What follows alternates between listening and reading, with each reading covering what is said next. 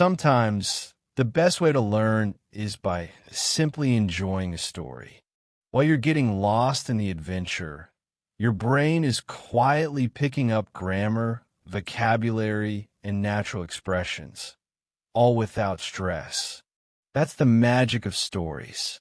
So if you love this kind of learning, don't forget to like the video, subscribe to the channel, and turn on notifications. We bring you exciting new stories that help you grow your English every single week. Now, get ready to enjoy this one. Just relax, listen, and let your English improve naturally. Liam had never been a fan of big crowds. Even as a boy, he would rather sit on a quiet beach or walk through a quiet street than push through a busy event. But there was something about travel that made him say yes to things he normally avoided. Maybe it was the energy of a new place. Maybe it was curiosity. Or maybe it was just the feeling of being far from home that made him more open to the unexpected. He was visiting London for the first time, and everyone he met had one suggestion: go see the changing of the guard at Buckingham Palace. It was supposed to be one of those experiences that you couldn't miss. People said it was full of tradition, full of color, full of music and marching. So, on a bright and chilly morning, Liam decided to go. He left his small hotel early, holding a paper map in one hand and a croissant in the other. The streets were already busy, with red buses moving past and people rushing to work. The air was fresh and cool, the kind that made you walk a little faster and breathe a little deeper. He followed the map carefully, turning left and right, passing tall buildings and little parks. Soon he found himself walking down a wide road lined with flags. The palace was just ahead. It stood large and proud behind black iron gates, with golden details shining in the morning light.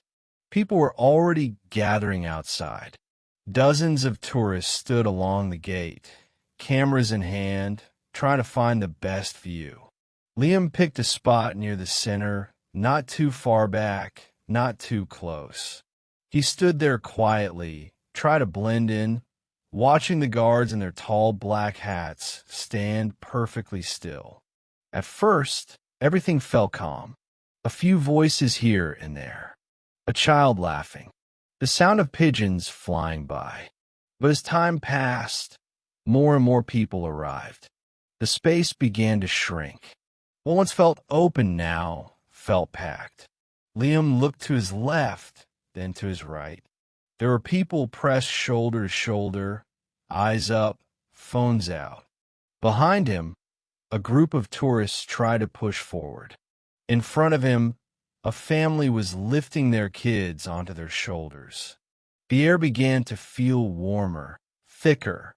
The crowd was growing quickly. And then it began. A distant sound of drums. A line of guards started to march down the road, red jackets bright in the sunlight. The band played music, steady and strong. The crowd leaned forward as one, like a wave pulling toward the shore. Cameras clicked, voices rose, and Liam felt himself being moved without even taking a step. He tried to stand his ground, but the force of the crowd was strong. People behind him pushed forward to see better. People in front leaned back. He was caught in the middle. His feet were planted, but his body swayed. He reached out, trying to hold on to something, but there was nothing but people all around. Someone's bag hit his shoulder. Someone else's elbow brushed his arm. The noise grew louder. The space grew tighter. Liam's heart started to beat faster. He looked up, searching for an escape, but the crowd was thick in every direction. The gates of the palace were still far ahead. The guards were switching positions, the ceremony in full motion, but Liam couldn't enjoy it anymore. He was trapped, not in a dangerous way, but in a way that made him feel small and helpless. The kind of feeling that made it hard to breathe. The kind of feeling that made minutes feel like hours. He took a slow breath and tried to stay calm. He told himself it would be over soon, that people would leave after the ceremony, that he just had to wait. But the waiting was hard. The crowd didn't move. If anything, it grew tighter. More tourists arrived late, pushing their way into spaces that didn't exist. The music continued, beautiful but overwhelming. Liam tried to move to the side, but there was no room. His eyes searched for a gap, a space a way out. He spotted a small opening near a tree at the edge of the sidewalk. It was far, but not impossible. He waited for a slight shift in the crowd, then gently began to move. One small step at a time. He said nothing. He just moved slowly, turning sideways, avoiding bags, dodging elbows. It wasn't easy. A few people frowned. One person gave him a look, but no one stopped him. Inch by inch, he made his way to the side. And finally, he reached the edge. He stepped behind the tree and let out a long breath. The noise was still there, but softer now. The pressure on his chest faded. He leaned against the tree and looked back at the crowd. It looked like a sea of heads, swaying and shifting, all focused on the palace. From where he stood, he could still see the ceremony. The guard were finishing their march. The band was playing one last tune. Flags waved gently above the palace. It was all quite beautiful from a distance. Liam stood there for a long moment, watching, thinking. He hadn't expected to feel trapped. He hadn't expected the crowd to grow so fast. But he didn't blame anyone. Everyone just wanted to see the same thing.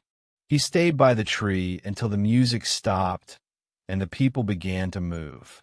Slowly, the crowd started to break apart. Families walked away. Tourists took their last photos. The street became wide again.